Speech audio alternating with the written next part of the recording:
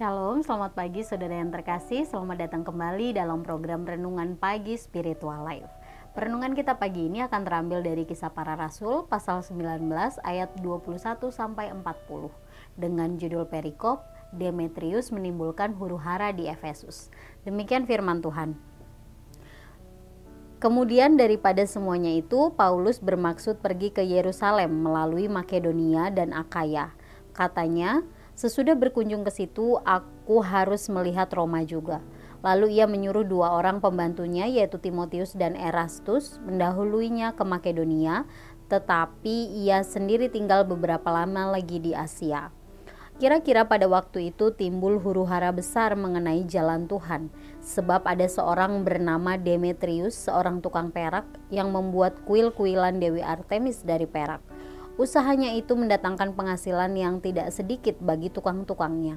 Ia mengumpulkan mereka bersama-sama dengan pekerja-pekerja lain dalam perusahaan itu dan berkata, "Saudara-saudara, kamu tahu bahwa kemakmuran kita adalah hasil perusahaan ini. Sekarang kamu sendiri melihat dan mendengar bagaimana Paulus bukan saja di Efesus, tetapi juga hampir di seluruh Asia telah membujuk dan menyesatkan banyak orang dengan mengatakan bahwa apa yang dibuat oleh tangan manusia bukanlah dewa. Dengan jalan demikian bukan saja perusahaan kita berada dalam bahaya untuk dihina orang, tetapi juga kuil Artemis, dewi besar itu, berada dalam bahaya akan kehilangan artinya. Dan Artemis sendiri, Artemis yang disembah seluruh Asia dan seluruh dunia yang beradab akan kehilangan kebesarannya." Mendengar itu meluaplah amarah mereka, lalu mereka berteriak-teriak katanya, "Besarlah Artemis, dewi orang Efesus." Seluruh kota menjadi kacau dan mereka ramai-ramai membanjiri gedung kesenian serta menyeret Gaius dan Aristarkus, keduanya orang Makedonia dan teman seperjalanan Paulus. Paulus mau pergi ke tengah-tengah rakyat itu, tetapi murid-muridnya tidak mengizinkannya. Bahkan beberapa pembesar berasal dari Asia yang bersahabat dengan Paulus mengirim peringatan kepadanya supaya ia jangan masuk ke gedung kesenian itu. Sementara itu, orang yang berkumpul di dalam gedung itu berteriak-teriak, yang seorang mengatakan ini dan yang lain mengatakan itu, sebab kumpulan itu kacau balau dan kebanyakan dari mereka tidak tahu untuk apa mereka berkumpul. Lalu seorang bernama Alexander didorong ke depan oleh orang-orang Yahudi. Ia mendapatkan keterangan dari orang banyak tentang apa yang terjadi. Segera ia memberi isyarat dengan tangannya dan mau memberi penjelasan sebagai pembelaan di depan rakyat. Tetapi ketika mereka tahu bahwa ia adalah orang Yahudi, berteriaklah mereka bersama-sama kira-kira 2 jam lamanya, "Besarlah Artemis, dewi orang Efesus." Akan tetapi panitera kota menenangkan orang banyak itu dan berkata, "Hai orang Efesus, siapakah di dunia ini yang tidak tahu bahwa kota Efesuslah yang memelihara baik kuil Dewi Artemis yang maha besar maupun patungnya yang turun dari langit? Hal itu tidak dapat dibantah. Karena itu hendaklah kamu tenang dan janganlah terburu-buru bertindak, sebab kamu telah membawa orang-orang ini ke sini, walaupun mereka tidak merampok kuil dewi kita dan tidak menghujat namanya. Jadi jika Demetrius dan tukang-tukangnya ada pengaduannya terhadap seseorang, bukankah ada sidang-sidang pengadilan dan ada gubernur? Jadi hendaklah kedua belah pihak mengajukan dakwaannya ke situ. Dan jika ada sesuatu yang lain yang kamu kehendaki, baiklah kehendakmu itu diselesaikan dalam sidang rakyat yang sah. Sebab kita berada dalam bahaya akan dituduh bahwa kita menimbulkan huru-hara pada hari ini, karena tidak ada alasan yang dapat kita kemukakan untuk membenarkan kumpulan yang kacau balau ini." Dan dengan kata-kata itu, ia membubarkan kumpulan rakyat itu. Saudara yang terkasih, dalam perikop yang baru saja kita baca diceritakan bahwa Paulus sedang difitnah bahwa ia telah menghina dewi kepercayaan orang Efesus. Nah, ini adalah salah satu dampak dari pelayanan Paulus yang membawa banyak orang menjadi percaya kepada Kristus, sehingga mereka tidak lagi menyembah Dewi Artemis, dan dengan demikian mereka menyebabkan kerugian bagi para penjual pernak-pernik suci di sekitar kuil. Nah, fitnah ini dilakukan oleh Demetrius, seorang pemilik perusahaan yang memproduksi pernak-pernik tersebut. Ia menghasut para pengrajin, pekerja-pekerja, dan kemudian memanas-manasi masyarakat banyak. Mereka menyerang beberapa teman seperjalanan Paulus dan menyeret mereka ke dalam gedung kesenian. Nah, mereka menimbulkan kerusuhan dengan kemudian berteriak-teriak.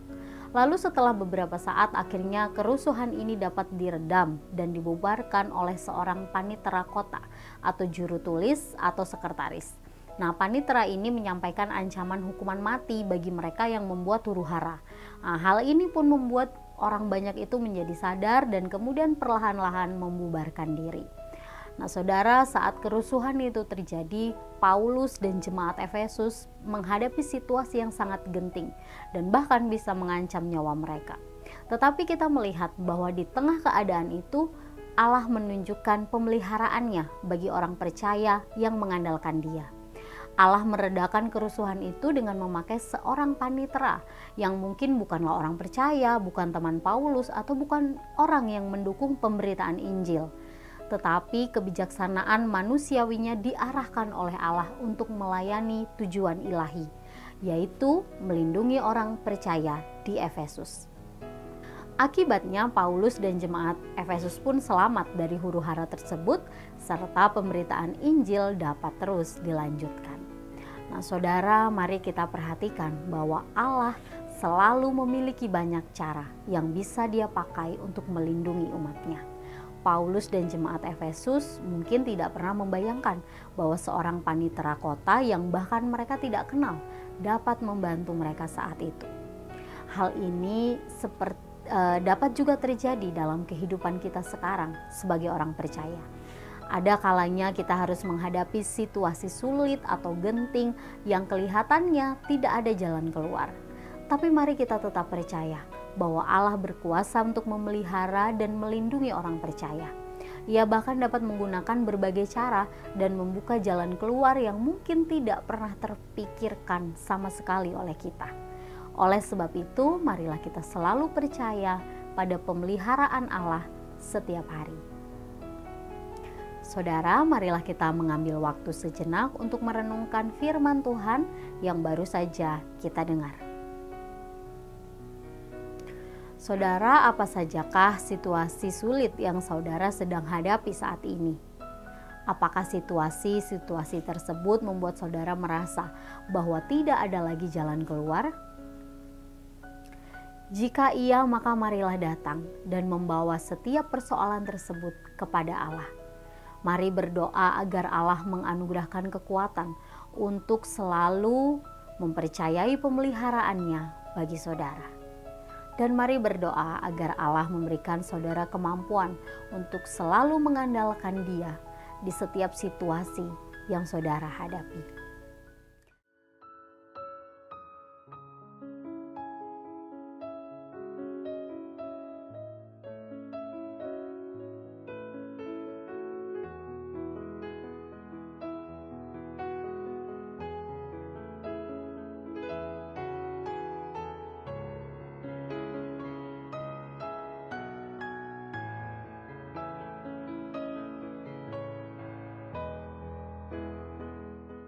Demikian renungan kita, mari kita berdoa. Ya Allah Bapa, kami sungguh mengucap syukur untuk kasih dan penyertaan Tuhan sepanjang malam, dan pagi hari ini kami bisa bangun dalam keadaan tubuh yang baik dan sehat. Ya Tuhan, kami bersyukur untuk kebenaran firman-Mu yang kembali mengingatkan kepada kami bahwa apapun situasi yang kami hadapi, yang mungkin sepertinya tidak ada jalan keluar di depan kami, tapi kami mau selalu percaya bahwa Engkau Allah yang akan memelihara hidup kami, melindungi kehidupan kami. Tuhan, ajar kami untuk selalu mempercayakan hidup kami sepenuhnya ke dalam tangan-Mu. Kami juga mau menyerahkan Tuhan semua hal yang akan kami kerjakan hari ini. Kiranya Tuhan juga akan tetap menolong dan menyertai kami. Dalam nama Tuhan Yesus kami berdoa dan mengucap syukur. Haleluya. Amin. Demikian renungan kita pagi ini. Selamat pagi, selamat beraktivitas. Tuhan Yesus memberkati.